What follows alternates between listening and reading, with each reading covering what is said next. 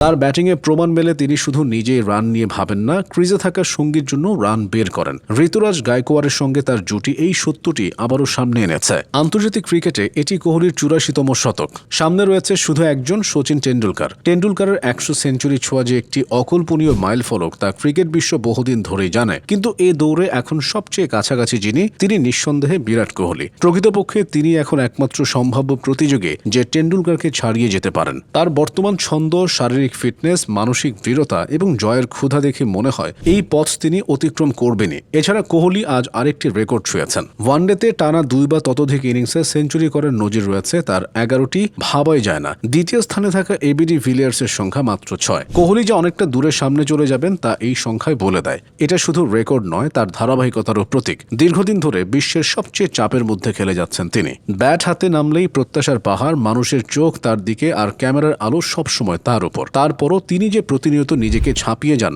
সেটি তাকে চ্যাম্পিয়ন শব্দটির প্রকৃত রূপ করে তোলে। এমন পারফরমেন্স রাতারাতি গড়ে ওঠে না। কোহলির ফিটনেস রুটিন, ডায়েট, মানসিক প্রস্তুতি সবই তাকে আলাদা করে। তিনি নিজের ক্ষমতার সর্বোচ্চটা ব্যবহার করতে জানান এবং সবসময় সামনের ম্যাচটিকে তিনি ক্যারিয়ারের সবচেয়ে গুরুত্বপূর্ণ ম্যাচ বলে মনে করেন। তার ব্যাটিং শুধু রান তোলার গল্প নয়, বরং কঠিন সময়েও মাথা ঠান্ডা রাখার উদাহরণ, ধৈর্য ও মনোযোগের মাস্টার ক্লাস, আর দলের জন্য সবসময় শতভাগ দেওয়ার সত্যিকারের এক প্রতিচ্ছবি। আজকের ইনিংস যে শুধু আরেকটি সেঞ্চুরি নয়, এটি আসলে তার ক্যারিয়ারের ধারাবাহিক সাফল্যের আরও একটি শক্ত প্রমাণ।